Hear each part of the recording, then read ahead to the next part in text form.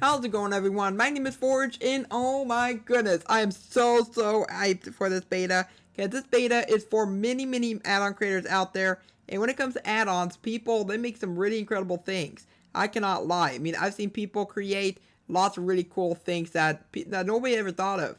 But anyway, this beta is the 1.12.0.2 beta, and it gives us a lot of stuff. Okay, I mean, I'm serious. It gives us a lot of stuff for add-on creators. So we're going to go ahead and take a look at some of the changes, and then we're going to look at the map creator and, of course, add-on creator type stuff. Now, to begin with, I do want to point out that if you're playing in this brand new beta, make sure that you always make a copy of your world. Because if something would happen to your world, then you're going to be very upset. But anyway, now that we got out of the way, let's begin with the changes. So item instant IDs can now be synchronized between clients and servers. They added autocomplete for command blocks. This is something I am so happy about. I mean, how many times have you ever forgotten like a command and you might think that you just autocomplete? Well, now you no longer have to worry about that, because watch this. I'm going to place it down, I do the slash, and look at this. I'm pressing tab and I got myself all the different commands. Oh my goodness, it makes me so relieved. I mean, all the times that I ever wanted to, like, let's say do the slash give command. I didn't want to go into my chat to do the command. You know, I just want to do it from within the command block. So I can just go ahead and do this, and then I can just go ahead and go through all the different stuff, and then I can just go ahead and grab myself a button, just like so. So let's grab ourselves a button. Let's go ahead and put it onto the command block, and now we got ourselves Arcation Door in a matter of seconds. No more of going into our chat and doing stuff like this. No more of that stuff. Let's do everything from the command block, which is really awesome. Now, with the next, and then they also added in the spawn radius game rule. And what this does is players can now specify in the worlds called spawn radius. The concept was adapted of how it was implemented in Java Edition. It allows players to specify a number between 0 and 32 to create an allowed area for spawning to take place. So a spawn radius of 27 is a larger circle than a radius of 12. Players then will spawn in a random location in that radius. So it's actually very handy if you're making like a multiplayer server or something like that. Or like, let's say you're making like a UHC and you want players to be spread out across the land when they join the game. Well, they're going to go ahead and be randomly spread out within the area for that UHC. So it's actually really cool the way that they got this set up. So anyway, they also enabled content logging on Bedrock dedicated server. And now if I go ahead and go over to settings and I scroll down and I actually find myself the profile, we have ourselves something that's called a content log. So if I go ahead and enable this, then we can go ahead and look at the different log history. I'm not too sure what this is, to be honest. I think it's only for like servers, something like that. But if you want to go ahead and like look into that, then maybe it's used for something. I'm not too sure.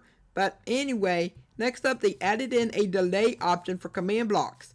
Now this is also going to be very handy for lots of map creators, because let's say you don't want to use yourself a whole bunch of repeaters or something like that. Well, if you go and place it down and take a look at this. Okay, I got myself the delay in ticks. So if I go ahead and keep that at 0, and then I go ahead and do the slash command again, so slash give command. So I'm actually going to go and do that. So slash give, and then I'm going to do @p. Then I'm going to go ahead and give myself the say indication button. Right, then I go ahead and back out. I go ahead and grab myself a redstone dust. So this also works with like the chain command block, stuff like that. But I'm not too experienced at that. But we have ourselves that right there. I can then go ahead and place down the next command block. And then I can go ahead and do slash title. Right, I'm going to do slash title. I recently did a tutorial all about this. There will be a link down below. But I got myself title. And then I can just go ahead and do @p. And then title again. So there we go. We got ourselves a title. Then I'm just going to go ahead and type in I. So now I can go down. I got myself the delay function. Then I can just go ahead and make that maybe like, let's have a delay of 5 ticks. Okay. I go ahead and back out. And then I go and come over here. I go ahead and press the button. And now as you can see, it actually did have a 5 tick delay. So let's actually make that a little bit longer. Let's actually have this be 100 seconds. Okay. Or 100 ticks. I'm not too sure what a tick is on here. But anyway, as you can see, it's going to go ahead and take a little bit of time for that to actually tick down for that 100. So once that 100 ticks down to 0, then we're going to go ahead and get ourselves the nice little title pop up. So this is actually, as I mentioned, this is very handy if we're making like lots of different types of maps. I really do like this. I mean, I'm a map creator myself, and I could definitely use this within some of the maps that I do end up making in the future. And also, look at the hotbar. Look at the button. The button's like on the top corner. Alright, that's very strange. But anyway, here is our map creation stuff. So, this is actually really, really cool. So, you can now make custom items using add-ons. This is amazing. I mean, I'm really happy that this is now a thing. And I'm definitely going to be looking into this later on for future add-ons I end up making. But like, this is really, really awesome. And upon that, you can also go ahead and introduce your own types of biomes and your own types of blocks. I mean, this is an insane beta. It's really, really amazing to me. I really do like this. So next up, mob events can now be enabled and disabled in world templates. Animations and particles can now be added without being linked to entities. Inventory, armor, and end containers can now be adapted through scripting. Sound effects can be triggered through animation events. So like, let's say you have yourself like a roaring animation and you want sound to play with that animation.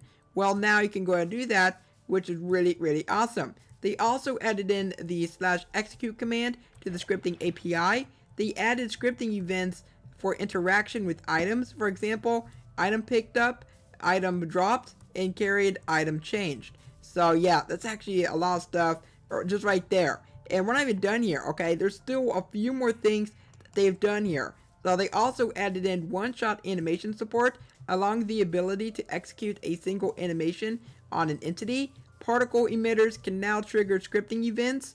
Very, very awesome. The updated documentation of actor events to document client-side usage of actor events and resource packs. Then, as I mentioned earlier, you can make custom blocks now. So they added block components and they can use JSON schemas, and it's actually really, really nice. So then, okay, so let's go ahead and continue on with the change block here. So they introduced,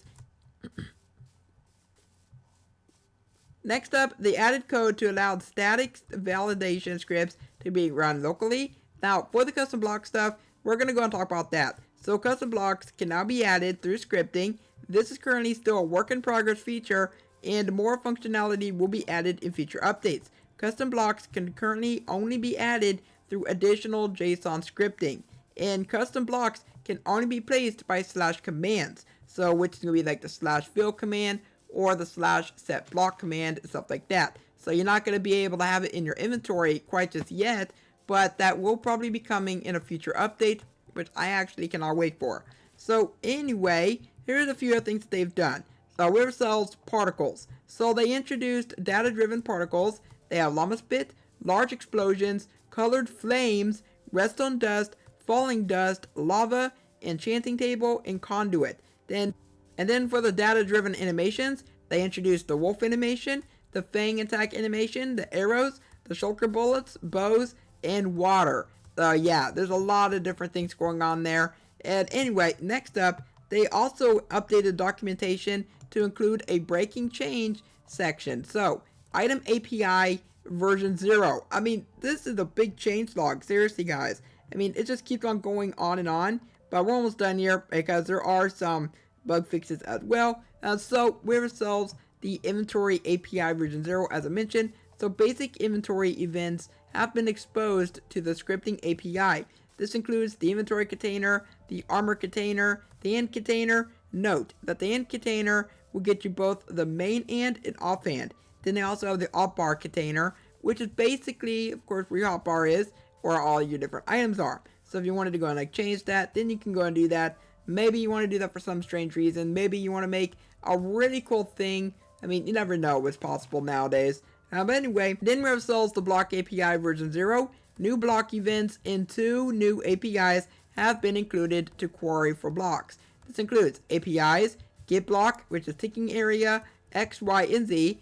They have get block, ticking area, position object, get blocks, ticking area, X minimum, Y minimum, and Z minimum, X maximum, Y maximum, and Z maximum. So then they have get block, ticking area, minimum position object. Then they have maximum position object. Then they have events, block destruction started, block destruction stopped, piston moved block, player destroyed block, and player placed block. So lots of different things right there. So, we only have ourselves 3 more things to talk about, and that is the execute command API. Allows the scripting API to get the result of a slash command. Very, very awesome right there. Then they also have the event data API, which allows creators to create event data, register, and pass it to the event function. Then, of course, they updated the demo packs, and you guys can go ahead and look at the bug fixes if you so desire to. And oh my goodness, total lot of stuff. I mean, this is it's a beta. This beta is a big monster. Okay, it's like they just keep on feeding it and feeding it. So who knows what the next beta is going to give us? For all we know, 1.12 could be the definition of a creator's update. I mean, that's what it could be. I mean, we don't know much about it yet, but hopefully, just hopefully, this is going to be a really big and good update. Because by the look of things, looks like it's going in that right direction. But for now, guys, I hope you enjoyed this video. If you did, then please leave a like on it and subscribe for more videos in the future. And for now, I hope you have a logical day, and I will catch you guys next time. And also, I will be starting a new series later on today. It will be on the Seasons in the City pack, so stay tuned for that one. See ya.